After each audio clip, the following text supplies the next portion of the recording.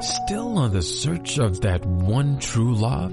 On the limbo in this crazy world of dating, marriage, relationships? Well, listen to the Golden State Media Concepts Relationship Podcast, your one-stop podcast for everything about relationships.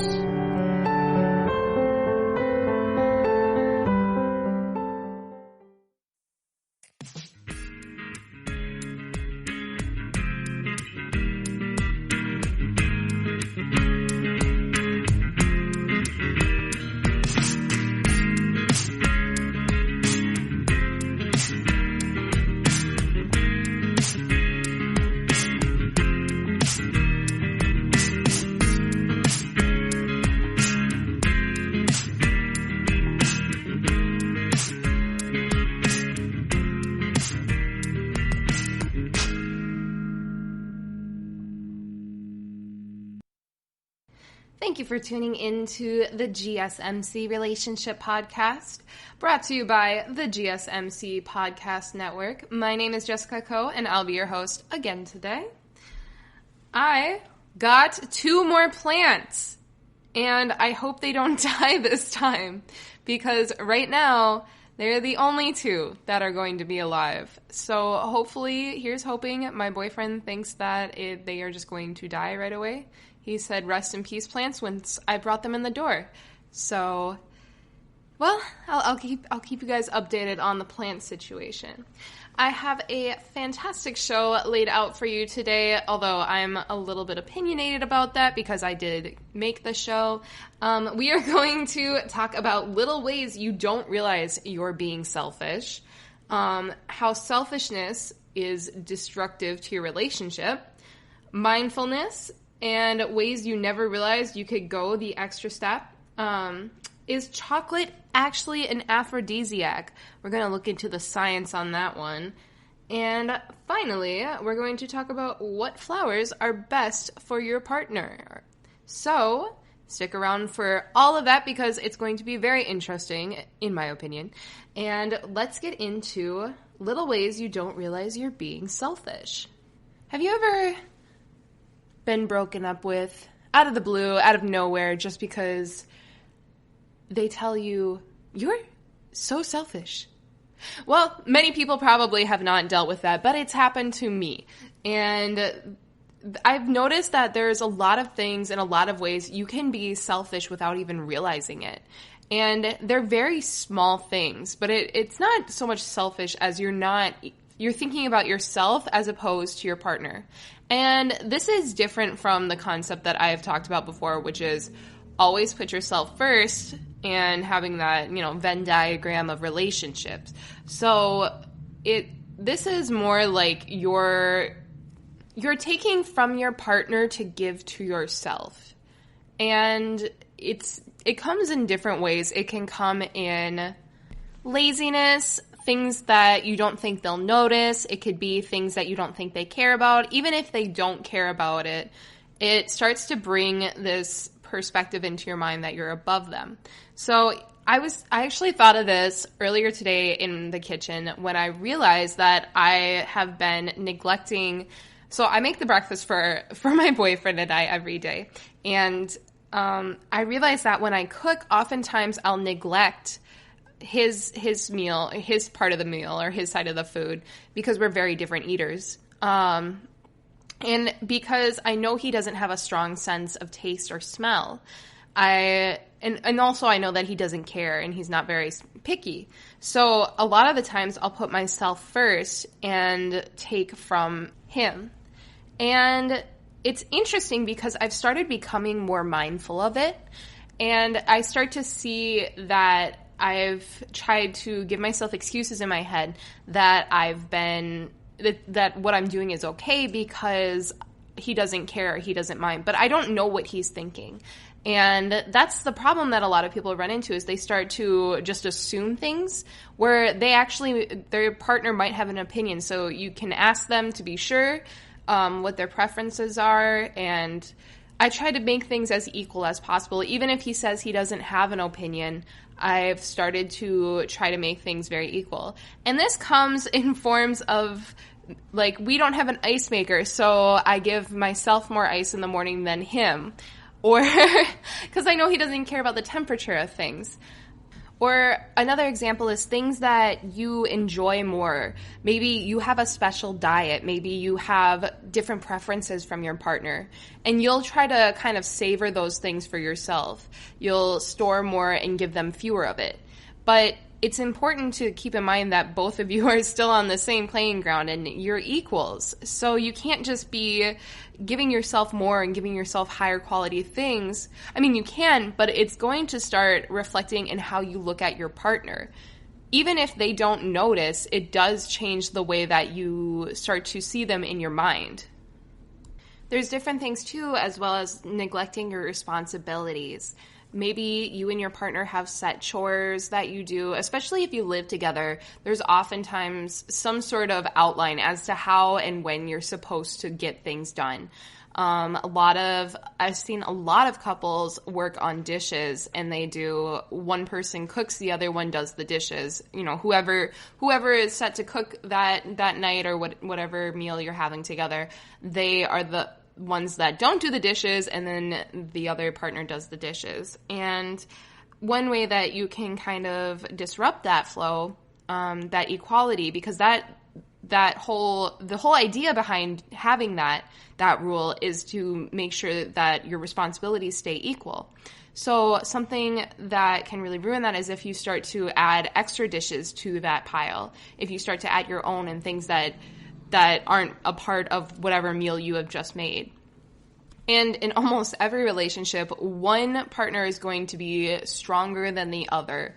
And you're going to start expecting the stronger person to take the heavier things, such as if you're taking out garbage, if you're going to the grocery store, you start to expect them to carry heavier things.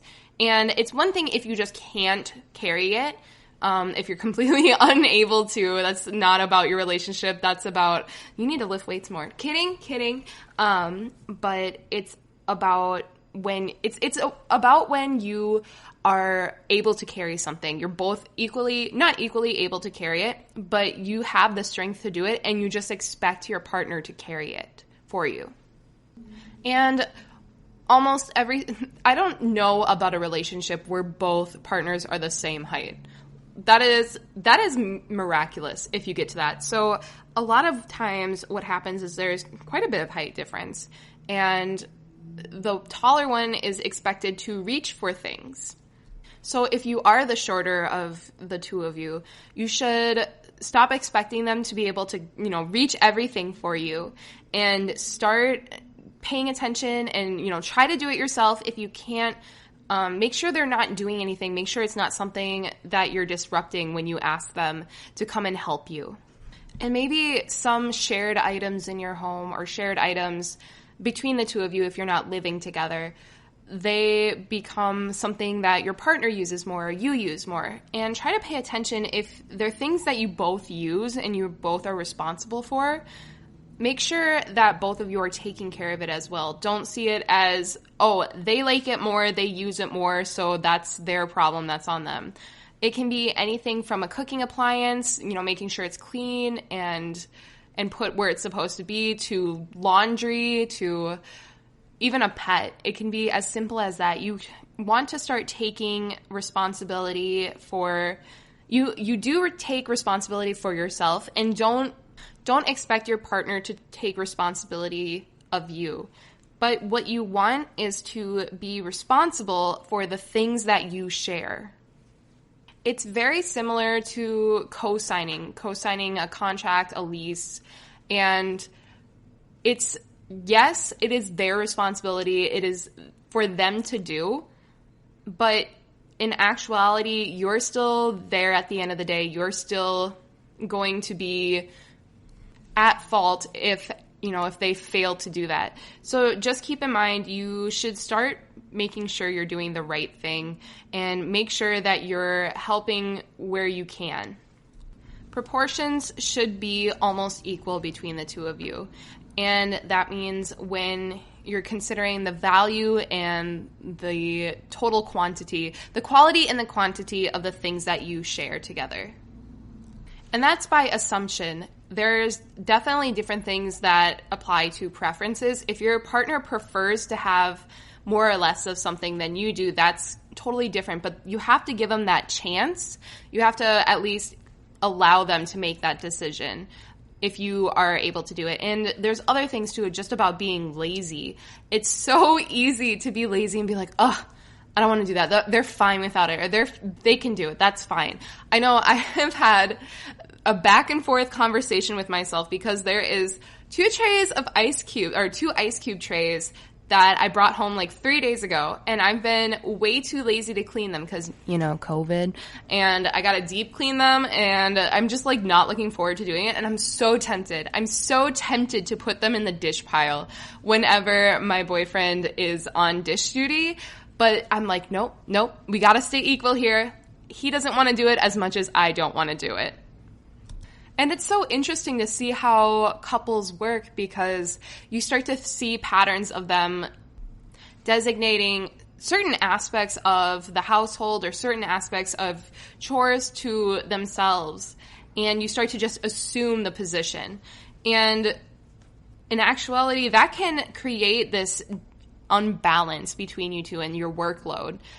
Especially workload. You should just try to work it out, and you really should communicate as to what responsibilities are whose. If you start to feel like you are being selfish in certain ways, especially with chores, that's so easy just to come up with a schedule or just to come up with certain responsibilities for both of you. Oh, and every couple, one person has a higher salary than the other. It totally is normal to have different responsibilities as far as paying for things. But it is nice if you are making the lower salary just to every once in a while treat your partner to like dinner or drinks or even just a little surprise, because the partner that has the higher salary in a relationship is going to take on that responsibility. They're already going to assume they're going to be paying more. And you're going to assume they're paying more too because they have the ability to. So it's important to keep in mind that you still have the opportunity to do things for them, and you have, take the extra step to do extra things for them. So that is what I have kind of on different ways that people tend to be low-key selfish in a relationship.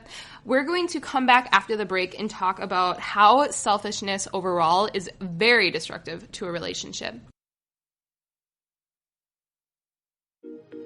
The GSMC Sex Podcast is a show that examines all aspects of sexuality, from physical to emotional to spiritual. Join our hosts as they discuss age-old questions, common misconceptions, and the latest topics surrounding sex. They'll tackle topics about sexuality from the complicated to the hilarious and everything in between. GSMC Sex Podcast is your show for all of your questions about sex, even some you might not have thought of yet. Download the GSMC Sex Podcast on iTunes, Stitcher, SoundCloud, Google Play, or anywhere you can find podcasts. Just type GSMC in the search bar.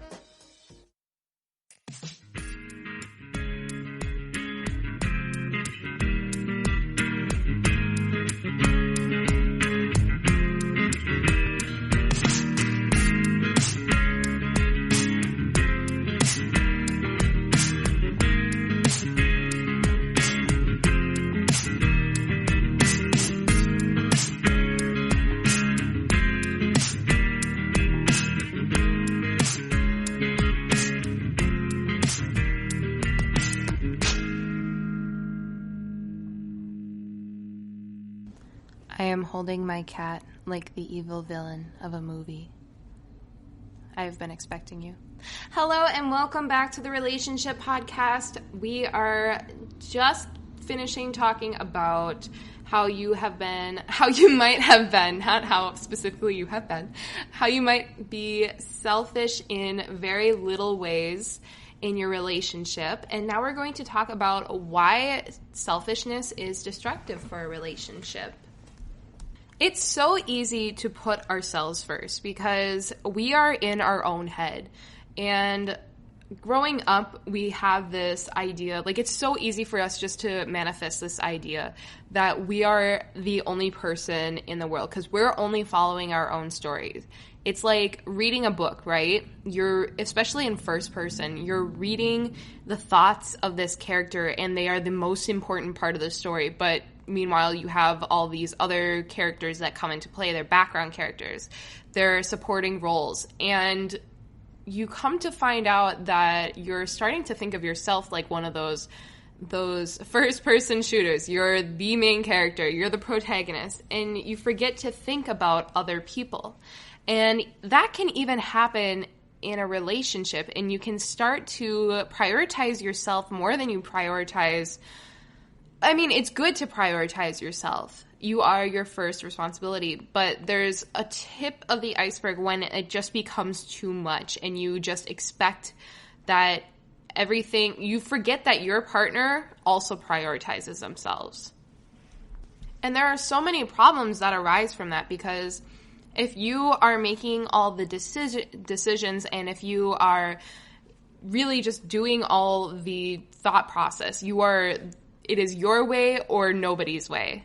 And that starts to make your partner very submissive to your ideas because for whatever reason, they're afraid of what's going to happen if they say, no, we're going to do it my way. So when the decision process becomes all your own, it starts making your partner feel like they're not a valued part of the relationship. They lose part of that relationship because a relationship, guess what? It's between two people, not one. So to have it equal is very important for both parties. And if one partner has all the power in the relationship and they are the ones that are making all the decisions, everything is going their way, they are going to continually forget that their partner is also a human being and they have feelings and they want things too. We don't want to think that our opinion and we don't want to think that we're more important. Our opinion is more important than our partner's because although we may be listening to our partner's opinion, we might be forgetting that theirs is just as valid as ours, depending on the situation and what knowledge you have about whatever it is that you disagree about. But we want to remember that they are just as valid as we are. And in any case, every human being is just as valid as the next. We just have to remember that we are all born on an equal plane. So when it comes to your relationship, your decision making should be also taking your partner's opinion into the resolution process. And if you are in a relationship and you start to stop taking responsibility for all of the things that you're wrong about, all the mistakes you're making, it can start to make your partner feel like, okay, they're in the wrong for everything they do. You are right and they are wrong. And that's the final word. And that creates the biggest problem with having that selfishness in your relationship is the unbalance that occurs, because that's what's going to create that kind of inward hate. The person that, if you are constantly being selfish about yourself and your partner is feeling like they're in the wrong, their opinion is invalid, and you just don't, you're always right, and it's always your decision in the end, they're going to start feeling like they're not even a part of the relationship. And when they stop feeling like that, then they'll stop feeling like they have a reason to, there's really no point. They'll lose their interest in you, they'll lose their love for you and appreciation, and they'll also be scared to share their opinion. They'll be more nervous. They'll be more reluctant to give whatever ideas they have going on in their head about a current situation. Even if you ask them, they're going to withhold those thoughts and feelings for the fear of you lashing out on them, or you, in whatever way you show negativity towards when you're in the wrong or you don't get your way. And you have to go into a relationship just expecting your partner to be the way that they are and they have always been. You can't just expect them to become a whole new person because you're trying to lay out change on them. And you have to realize that when you go into a relationship, and we see this especially when we live together, the amount of chores and things that just, they pile up when you start living with somebody else. Oh my goodness. But you have to expect your partner not to change. And then if they do change, then that's great. That's so great. If they change for the better, celebration, right? But if they don't, you have to just walk away, and not walk away, but you have to either accept it or realize that your relationship is not going to work. And you don't wait to see if they're going to change. You have to go into relationships expecting your partner to be who they are then, and that's the person they will be down the road. Maybe you find somebody you like because you like how they look, but you hate their personality, or you love their personality, but you hate their looks, or maybe you love their money, but hate how they look, hate their personality. Then maybe you should rethink your decision to be in a relationship with them, because if you expect them to change, they are probably never going to do it. It's very rare that people change, especially major things about them. Don't find somebody with a golden personality and big bucks if you expect them to adhere to your every word on how they should dress and how they should do their hair, how they should take care of themselves, how they do their makeup. Don't find somebody that you think that you can mold and shape and form into the most perfect person in your world, because the perfect person in your world, it should be the partner that you find, not the one you create in your head. Now, we've talked about how you should prioritize yourself, and that's absolutely true. But have you thought about ways that you can, go out of the way to help your partner? That means you're not sacrificing anything on your own behalf. Maybe it's just a little extra time. Maybe it's a little bit of getting up from the couch and, that laziness, it's got to go away. But you should be able to put yourself first, but also realize that your partner has needs and they are trying to put themselves first. So take that extra time to go and help them with things. Help them out with needs that they have that they can't actually meet by themselves, and they do need a little bit of a boost in order to accomplish whatever goal it is. It's not sacrificing yourself, it's just adding to things that you're doing for them. Because at the end of the day, all relationships are a give and a take. Each of you should be giving, each of you should be taking. But if one of you is just giving and the other one is just taking, that's not a relationship anymore. That's parasitism. And if both of you are not giving and both of you are not taking, that isn't much of a relationship either. You should be able to rely on each other, but not depend on each other. It's really important to just have that mutual thoughtfulness between the two of you. And it's going to really supplement your relationship when you start to take into mind little needs that your partner might have. And if you ever feel like you're being controlling, or your partner might have mentioned that you are a bit too controlling all the time, it is definitely something that you should take into mind. Really look back on yourself and think if you need to kind of take it down a level. And if you think you need to take it down a level, start to think of different ways that you can try to just allow your partner to have some of that control. And actually to feel good about it, not to feel super nervous, or even if it's just driving, don't try to assume that you're the best driver in the world. It's going to be a long process, but in the end, allowing that trust for your partner is going to make your relationship a lot more two-sided and a lot stronger. So after a short break, we're going to talk about different things that you can do for mindfulness in your relationship. So stay tuned. Tired of searching the vast jungle of podcasts? Now listen close and hear this out.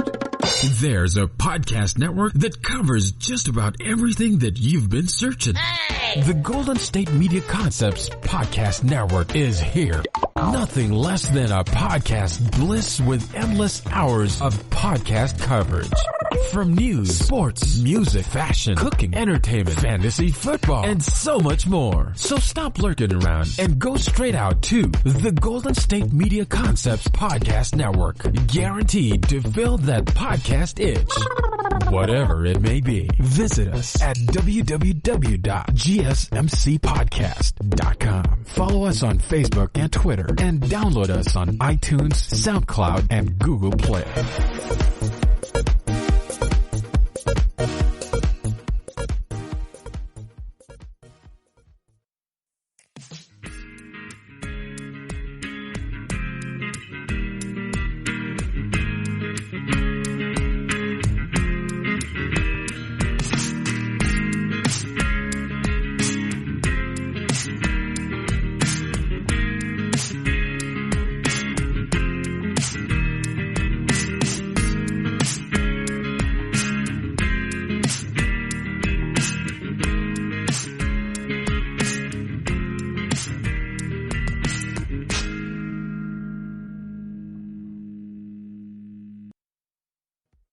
Hello, welcome back from the break. We just spared a few minutes to talk about what selfishness in a relationship looks like and different ways that maybe you've been selfish and didn't even realize it and what it really does to a relationship. So coming up in this segment, we're going to talk a little bit about mindfulness, definitely on the same theme, and it's just kind of being aware of yourself. And lovely Google defines it as the quality or state of being conscious or aware of something, or the second definition, which is also pretty helpful, a mental state achieved by focusing one's awareness or the present moment while calmly acknowledging and accepting one's feelings, thoughts, and bodily sensations, used as a therapeutic technique. We are not talking about mindfulness of the self, though. We are talking about mindfulness within a relationship. So perhaps you have been dating for a while. Maybe you have been dating for 10 years. Maybe you have been dating for a couple of months. Chances are you're going to start picking up somewhere along the lines on your partner's automatic response. Now, almost everybody has experienced an automatic response, and that is a response that is elicited from their mouths for whatever reason, maybe a confirmation or yeah, I'm listening, but in actuality, they're not listening, or they just don't care. They're not giving enough brain power to actually give you a sensitive and complex response.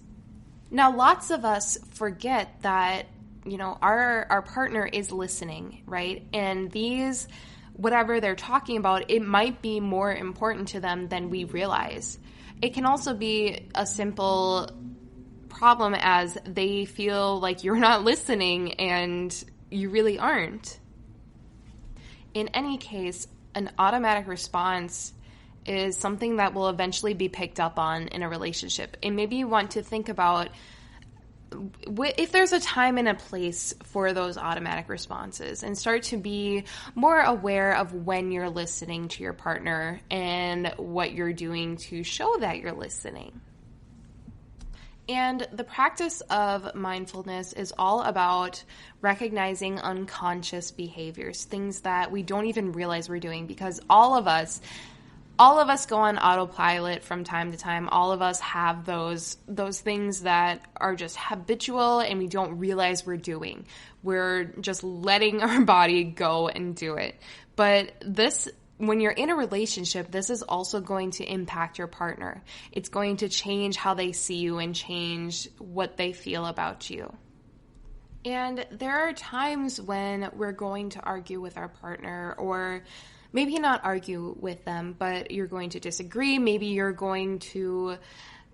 both of you are just very irritated by other other things that are going on in your life. Maybe the weather's too hot and both of you are just annoyed from the heat, or maybe, there's something going on at work that's bothering you, and it can just be very destructive to see your emotions take hold of you and your emotional habits to take hold of you and change how you look at your partner and change how they look back at you.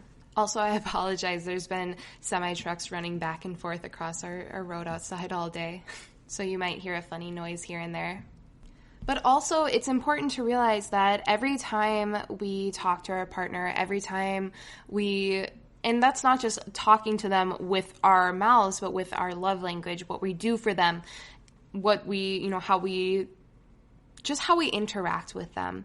This becomes a way that you can start to review your mindfulness, see what you're doing by habit and what you're doing without thinking, and how that affects your partner. And if it affects them negatively, maybe it's something that you can fix. Maybe it's something that you aren't doing because you want to, you're doing it because you're just so used to doing it that it's just so natural to you. So maybe this is something that you can start to practice doing in a different way, or maybe not doing altogether.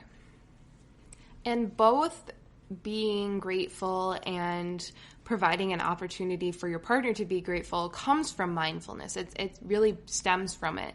You can be aware of what your partner needs, what they are lacking. For example, maybe they're low on water while they're on a work call, and you go and pick up their water bottle or whatever they have, and you fill it up and then return it to them. You don't have to be like, oh, I filled up your water bottle. Look how cool I am. You should be like, oh, you're the best girlfriend ever. You're the best boyfriend ever.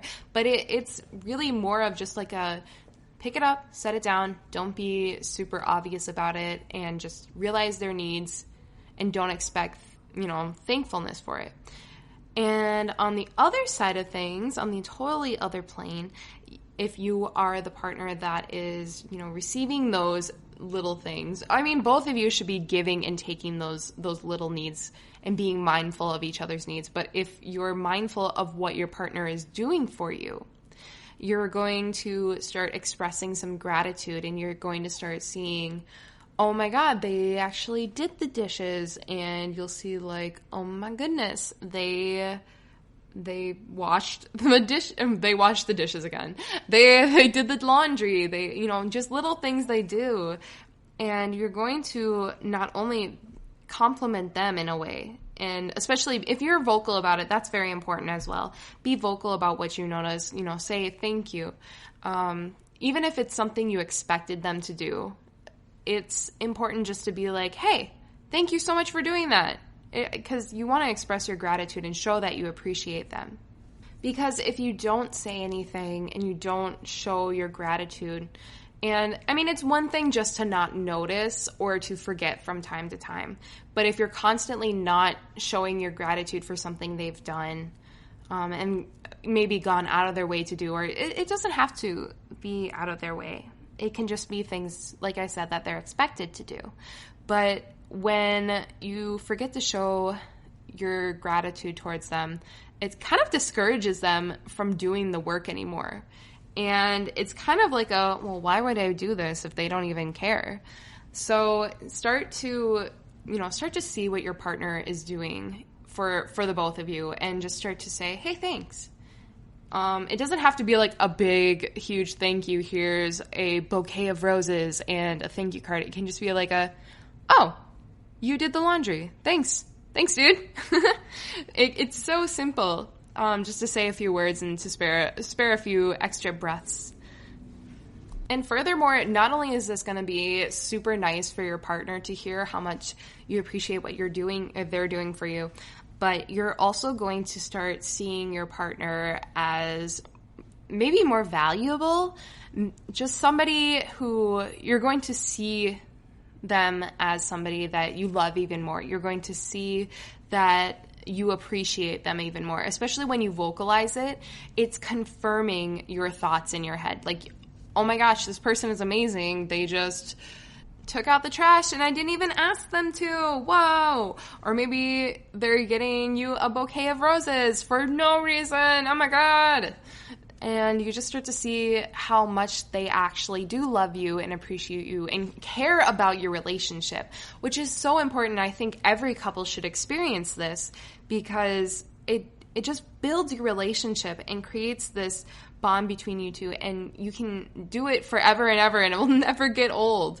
I mean, it's not something that should be done constantly. Like, you should not, the more you bring home flowers, surprise flowers to your girlfriend or wife or boyfriend, or the more you just do laundry, they're going to see it, okay, this is what they do.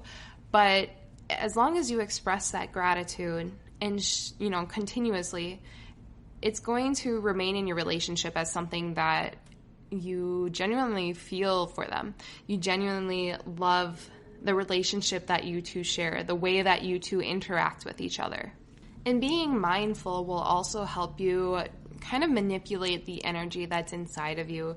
For example, if your first reaction is to have maybe a negative emotion, maybe to break out in rage after, your partner does something on accident, what the mindfulness can do is help you prevent that sudden burst of negative energy that's going to come from you. Maybe you're yelling at them for something that they didn't mean to do. And it allows you to look inward on yourself and see, okay, how should I react? What is the problem? How do we fix it? And, are they really at fault? So coming up in the next segment, I would like to talk a little bit about ways that you can be mindful and just easy little things that you can do day to day that you could, ways that you never even realized you could take an extra step. Are you tired of the same old news? Are you sick of the seemingly endless political spin and negativity? The GSMC America's Still Beautiful podcast is a weekly news podcast covering all the top positive and uplifting news stories. We cover stories that will inspire, uplift, and remind you of the good in the world. Tune into the Golden State Media Concepts America's Still Beautiful podcast to get all the great and positive news stories of today. Download the GSMC America's Still Beautiful podcast on iTunes, Stitcher, SoundCloud, Google Play, or anywhere you find podcasts. Just type GSMC in the search bar.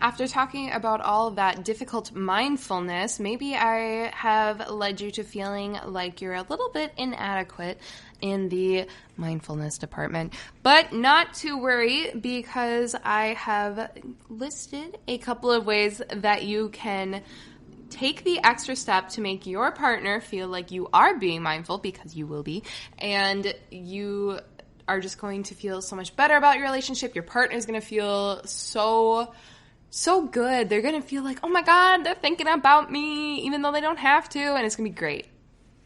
So maybe you are experiencing a very strong emotion. Now, this is very important for negative emotions because, it's called negative emotions for a reason. It's something that's really going to not be the best for our relationship, because in a perfect world, relationships are all happy rainbows and unicorns, yay! But in the real world, the one in which we exist, you're going to have negative emotions from time to time, whether that be towards your partner or just life in general. But it's important to be aware of your own emotions. And if you are experiencing anger, frustration, stress, if you snap on your partner, it's going to be, ouch, not great for the relationship. So how do we deal with this? As opposed to our natural reaction as human beings and lashing out at our partner and turning and yelling them and blaming them for whatever nonsense, even if it's not their fault, we can stop, take a deep breath, maybe a few, maybe, up to 3, I'd say. And then just think to yourself, whose fault is it? What is the problem? And do I have a right to be mad at my partner? And usually the answer is no. So maybe it's something from work, right? We had a long day, our feet are tired, and we're on the verge of maybe getting laid off. And, that's horrible if that happens, and you have the right to be stressed out, but don't let your emotions take over and go at your partner. So maybe you come home and the baby's crying, the dog's barking, dinner's on fire, everything's just awry. And your first instinct is to yell at the first person next to you, which is probably going to be your wife or your husband or whomever. And, it's your partner. And you come home and you're just about to lash out on them because, oh my God, what is this? I just had the worst day at work. But instead, think to yourself, take a few deep breaths, let it all out. And think about what really is stressing you out, what really is upsetting you. And that thing in that situation is going to be work. And you can talk about work, you can talk it out, you can be mad at work, but you don't take it out on your partner. Now, maybe you are mad at your partner, and your first instinct is to take it out on them. But I advise you to take a few breaths and to think about if it's your partner that's the problem, or if it's something they're doing or something between you, or it's a situation between you two. And this can be worked about by talking it out and discussing what the issue is. And maybe from this, you learn that it's best to part ways. Maybe from this, you're going to strengthen your relationship. But either way, it's going to work out for the best for you. Now, maybe you're on the other side of things, and maybe you're the partner that's being lashed out at. It's so easy to just shut down and to be defensive or maybe to fight back. And that's our first reaction for the most part. But if you practice this mindfulness and you start to think about it, you're going to find that you will think about your own emotions first and what's the correct and most opportune emotion to respond with. You'll start to see that maybe lashing back out at them, maybe shutting up and not saying anything or being defensive, that's not the best response. You're going to say, hey, let's work on this together, let's be rational, and let's find a solution that works for both of us. And by doing this, you're going to save your relationship, essentially, because constant fighting, too much fighting in a relationship is not healthy. If you are having a discrepancy or, maybe just something unfortunate happened to you, remember to take responsibility. Take responsibility for your actions and realize that, okay, this was my fault, I screwed up, and move on with it. Because the sooner that we're willing and able to do that, the sooner we're going to start feeling like we're doing our part in the relationship. And our partner isn't going to feel like everything is their fault. And if you've listened to any of my previous podcasts, you would know by now that I am a major advocate for knowing each other's love language. And if you are considerate of their love language and you start to take that into account of their actions and then your own actions towards them, you'll start to see that your relationship is going to become so much stronger, and it's really going to flourish because you're starting to speak to them in ways that aren't just words.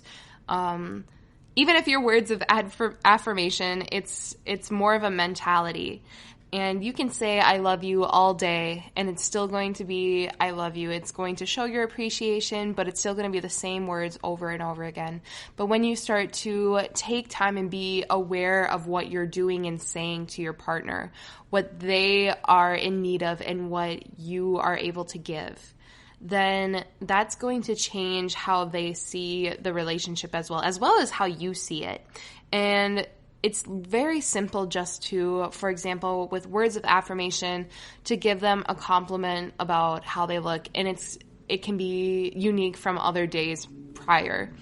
If their physical touch, you can be aware of what ways you're touching them, how often. Maybe if your acts and services, you start to act out in good ways and positive ways, and you do special things for them. You're aware of their needs. Maybe they can't reach the top shelf. Maybe they can't carry that whole bag of groceries, and you choose to just pick that up for them. Maybe you're at the gas station, they're doing the gas, and you could just go and wipe down their car with the windshield wiper. I'm not actually sure what those are called. But even if you're erring on more the side of receiving gifts, you can offer your partner just a simple gift. Just be thoughtful of them. Maybe you're heading to the store and you see something they've wanted or needed or you think they might like. You can bring that back for them. And that's really just a special way to connect with your partner without having those day-to-day things that you always do. You're going out of the way to do things. And you're mindful of their needs and what they want. And with that last one, acts and services, it is nice from time to time just to come back to your partner. Maybe you went out to the store, maybe they went out to the store and they're coming back to you, or maybe it's been a long trip away and you just give them a little something extra to remind them how much you love them. Maybe you're cooking dinner and you surprise them. They come home from a long day of work and you've laid out this intricate dinner, and there's a candle and really good food. It's their favorite food, and you went out of your way just to make things special. Or perhaps you're picking them up from the airport and you come with maybe a bouquet of flowers. And that's just a really good way to show that you're being mindful. You're not just doing things. You're not just going through the motions. You're actually thinking about what you're doing. You're looking forward to seeing them. And not only are you conscious and aware of their needs, you want to see them thrive. You want to see them succeed. So you're kind of giving them this boost, this way of showing them that you're like, hey, I'm behind you. I'm here to support you. Even if you don't know you need it, I'm here to see that you need it. And being mindful isn't just being told that they need something. It's looking and seeing, okay, they don't have it. I can go get it for them. If you're able to, you go get it, you bring it back for them, and then they're like, wow, how did you know? It's crazy. So that's a really great way just to show that you're being supportive and you're being mindful of them. And once you start doing it, it's likely that they're going to start reciprocating that behavior and also be mindful of your needs. So I hope that if you are trying to be more mindful, this has been able to help you a little bit. Let me know if you have any more questions on our Instagram or Twitter. Now we're going to have a quick break and then go into, is chocolate actually an aphrodisiac? We'll find out after this short break.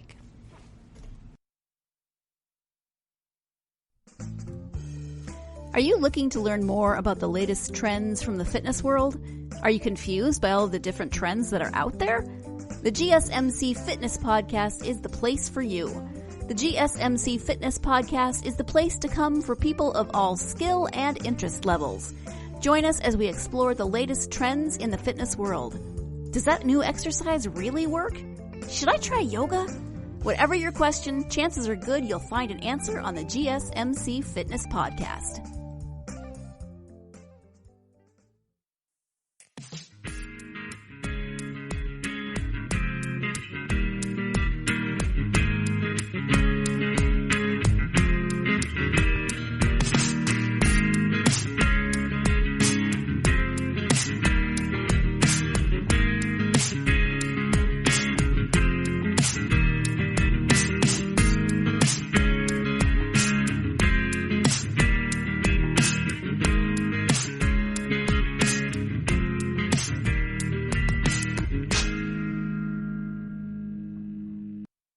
So now that we're being a little bit more mindful, we can start to go into different things like, is chocolate all they make it out to be? Do I have a reason to eat more chocolate because it's an aphrodisiac?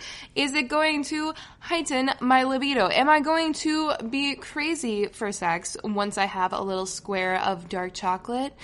I might be starting to eat chocolate a lot more after this. Rip my summer body. Anyways, chocolate is listed as number 15 between bananas and oysters on Cosmopolitan's top 29 aphrodisiacs. But how true is that, and why is chocolate considered an aphrodisiac? Now, we have a couple of arguments here. We have the idea that it is scientifically backed.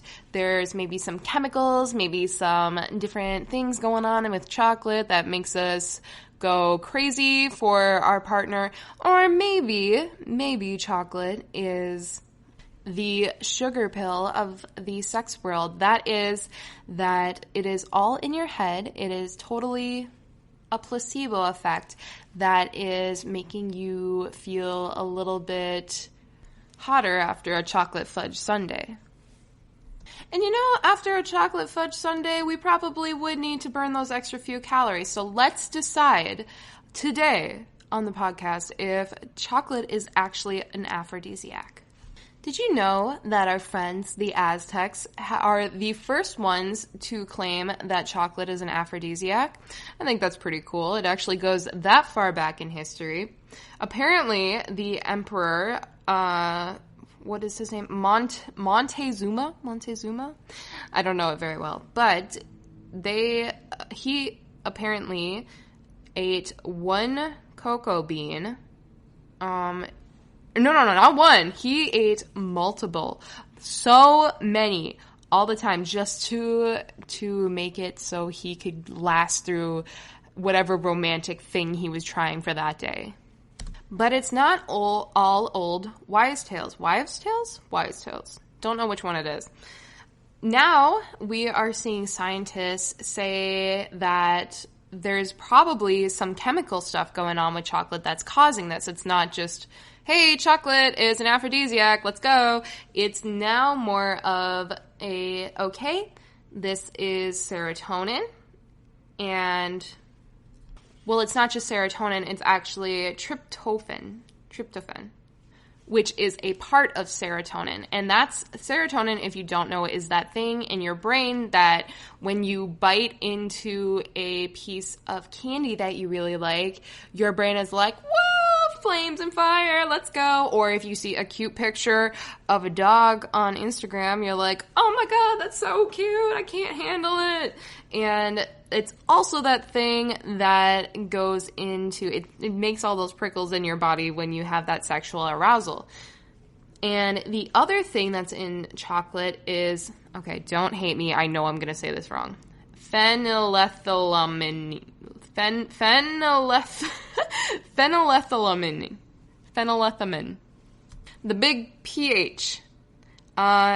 This is a stimulant that is kind of similar to amphetamine, and it just disperses in the brain when you fall in love. So, doesn't that sound familiar?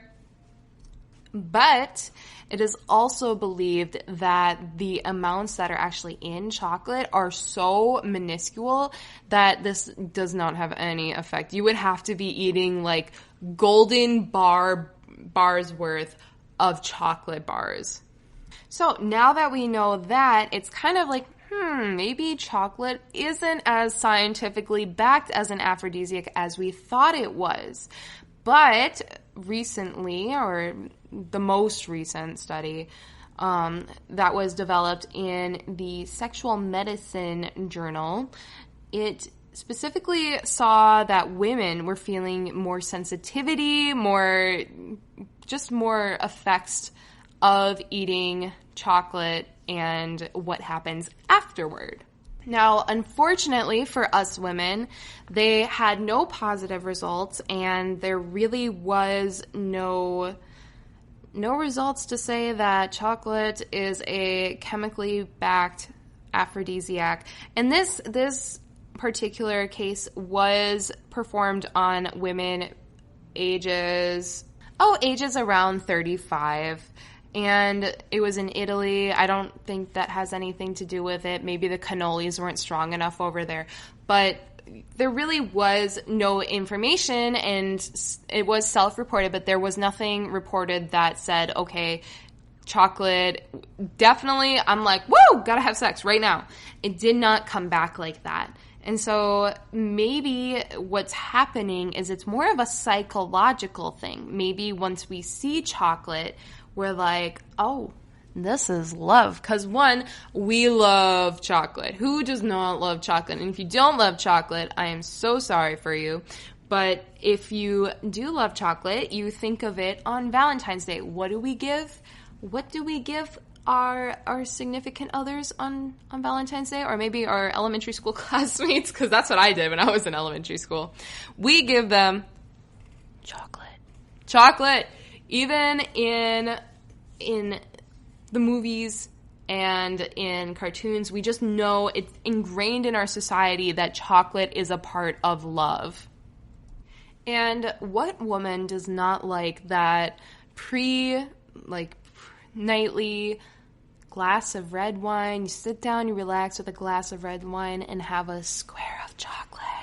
Lindor, Ghirardelli, whatever you want, you just, oh my God, chocolate. And maybe it's because you feel the need, you have that energy, and, you know, chocolate does have caffeine in it, so you start to feel kind of revved up and you have energy, and you're like, oh, I have energy to spare. And maybe that's part of what's going towards those higher sex drives.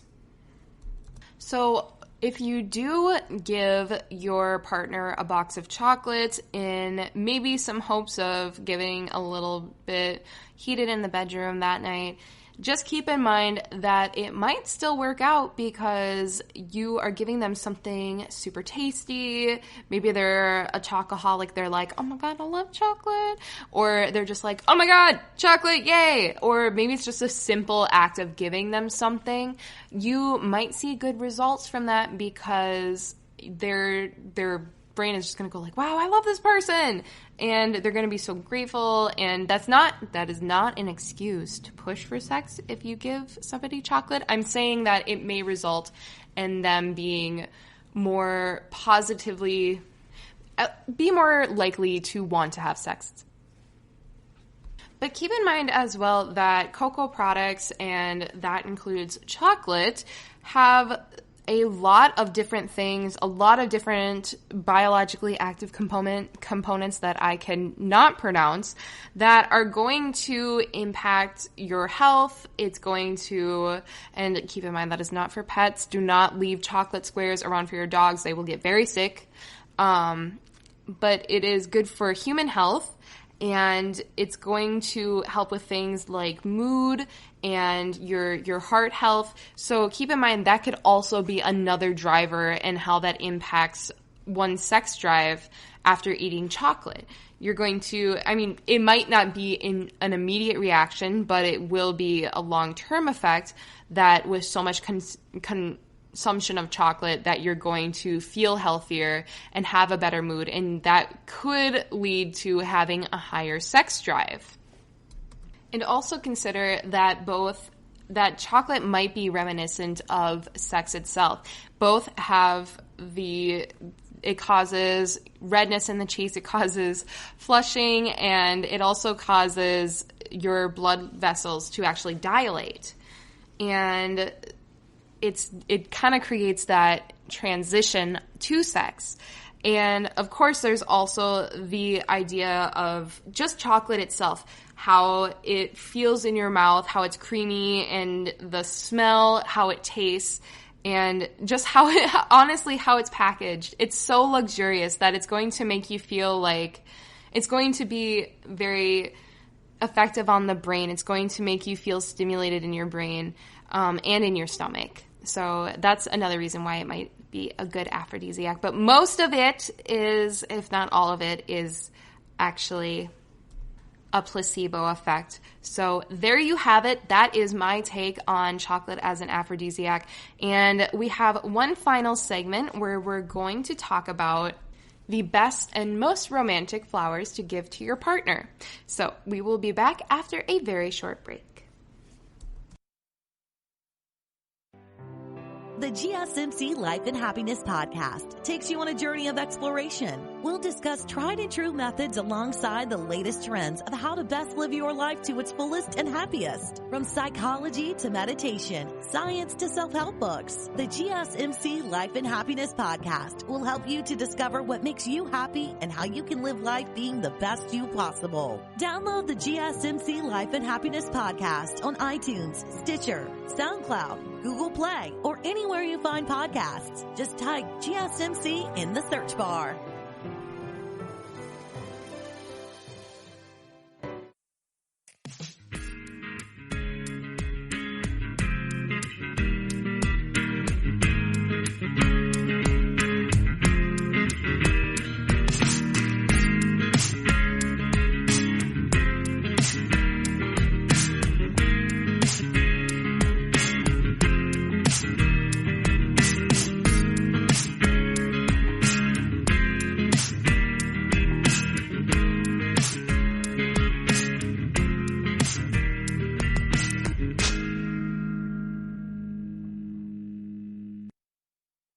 Hello and welcome back to the Relationship Podcast. Thank you so much for sticking in with me until the final segment of our show today.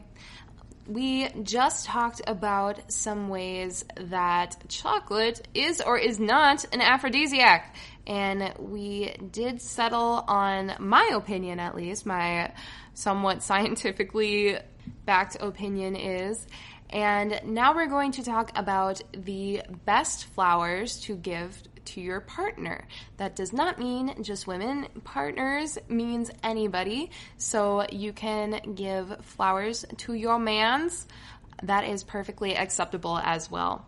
So one of the best ones to give your partner on maybe it's been a long day, a long week, maybe you're just surprising them. This is a great one to give just to show that you love them.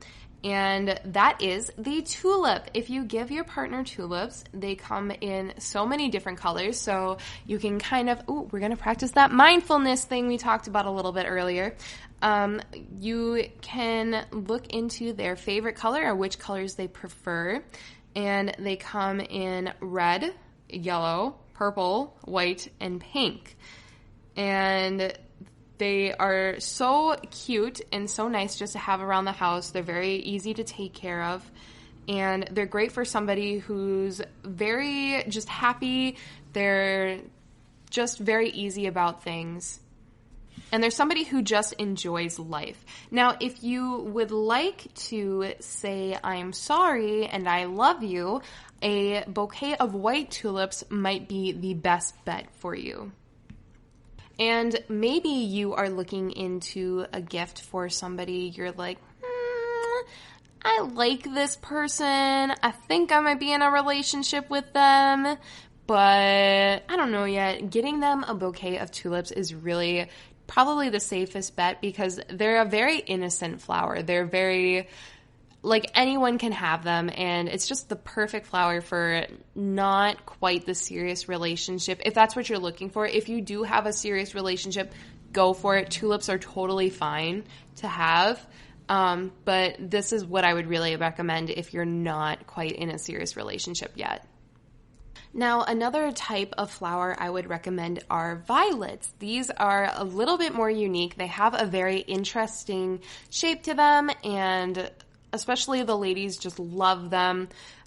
Usually they come in like a lighter, violet obviously comes from something, the color name. So there's lighter purples and then they go all the way to a darker purple. And it's really great for just a new love. It's great to show that you're like, oh my gosh, we just started dating and I'm really enjoying our relationship, because purple is kind of for expressing, especially light purple, it's supposed to be expressing those first few heartbeats, those first realizations that, oh my gosh, I'm in love. And it's just such a great thing to have around the house too. It's very easy to put in with decoration, so it's great for a new relationship. And there's also like a stronger, more magenta color that you can give your partner when you are in a more serious relationship. It's great for just because, or like, hey, maybe your partner just moved to a new home, maybe they just moved in with you, because it really spruces up the decoration around the place. And it's kind of like that constant reminder when they see it, they're like, oh, they love me. And it's so sweet.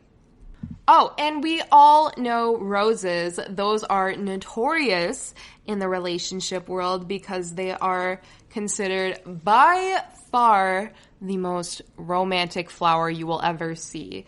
And they come in actually a couple different colors. You might not have known that because we almost always see like that deep red rose, and that's supposed to be like, I'm going to love you forever. And it's just, it's very intimate and very romantic. It's supposed to show your intricate and dedication, your intricate relationship and your dedication to your partner. That's that devotion and your full feelings in this delicate little flower and these tiny little petals that are so soft and velvety. And these are the best for kind of a romantic occasion. Maybe Valentine's Day, absolutely do it. Be as cliche as you want to because roses still smell so nice. And there's also other things like birthdays. If you tend to have a more intimate relationship with your partner, then birthdays are a great time to share roses with them, as well as marriage. If you're going to propose to them and you don't know like their favorite flower or anything, roses, do it. Go for roses because it's just such a great memory and it'll really stick out with them. If you're looking for something a little less cliche, a little bit more exotic, then you might want to keep your eye out for an orchid. Now, be very careful when you give these to your partner or if you plan to have them for a while because orchids are extremely difficult to take care of. They are one of the hardest flowers to take care of. So if your partner is prone to killing plants, do not expect that orchid to live. Now, it's perfectly fine to still give them an orchid. Just don't feel bad if it dies because they probably tried their best. But that orchids just want to die. They have a death wish. So just keep in mind that they bloom and they rebloom. They are probably the best to kind of show like that you're trying to give them something luxurious, that you're trying to show that you really value them and you are okay with giving them your extra effort. You might want to also keep an eye out for the different colors. They come in such a huge variety of colors and they can express different emotions. So keep that in mind, mindfulness, when you are picking out what kind of orchids you want to give your partner. And they're great for birthdays. I would highly recommend them for birthdays or maybe just as a time-to-time present. Maybe they got a promotion, maybe they just something really awesome happened to them and you want to be like, hey, congratulations. Orchids are a fantastic present to give your partner. I absolutely love carnations. I think they are some of the prettiest flowers, and a lot of girls do too, especially now. They're very appealing to modern fashion and interior design right now. So I would definitely recommend this if your SO is somebody who enjoys more of that modern fashion or even modern retro. It's going to look great in pretty much any home, especially pastel colors. Pastels are very in right now. So if you're trying to just show somebody that you love them, you can show the absolute pure love is like white carnation. If they are your forever person, get them some beautiful white carnations. This is great, especially for weddings. If you're holding a wedding ceremony, it's great to put around the venue as well as pink is going to express admiration for your partner. So that's maybe something great to give, again, for a birthday, or maybe just, hey, I was thinking about you at the store today and I got you some carnations. And it's just absolutely a wonderful gift, especially if your partner was born in January, because this is the flower of the month in January. If you are in a young, new, or just a relationship that needs some sprucing up, you can kind of look into daisies as something that you might want to give your partner or whoever you're looking to date, especially if you aren't dating yet. This is a great way to develop a friendship into something more. So if you give them just this bouquet of daisies, it's so innocent and it's so delicate that it just makes for a great memory and a great start to a relationship, or maybe a great freshener to a relationship. So I definitely recommend daisies if you're looking to get into something new. Thank you so much for listening to me talk about so many flowers. Why don't we give boys flowers? Why is that something we don't do? I feel like boys need flowers. I feel like men would appreciate it as much as women. It's just as useless and or thoughtful as it is to men as it is to women. So I don't know. I legit want to know, and I think maybe that's the next podcast topic. Maybe. We'll see. So if you have questions for me, please do reach out on Instagram or Twitter. Thank you so much for listening to the GSMC Relationship Podcast. This was brought to you, as always, by the GSMC Podcast Network. I would like to ask that you please subscribe to our show, write us a review. I would really appreciate that. Helps us out so much. Also, remember, like I said, follow us on Facebook, Twitter, and Instagram. It's a specific page for the Relationship Podcast, so you can find it on there. I will be the one running it, so you can ask me anything there. Thank you again. Stay so safe. Stay super happy, healthy, and warm. Well, you're gonna be warm. It's summer. And remember to have an excellent day. Thank you so much. Bye-bye. You've been listening to the Golden State Media Concepts Relationship Podcast, part of the Golden State Media Concepts Podcast Network. You can find this show and others like it at www.gsmcpodcast.com. Download our podcast on iTunes, Stitcher, SoundCloud, and Google Play. Just type in GSMC to find all the shows from the Golden State Media Concepts Podcast Network, from movies to music, from sports to entertainment, and even weird news. You can also follow us on Twitter and on Facebook. Thank you, and we hope you have enjoyed today's program.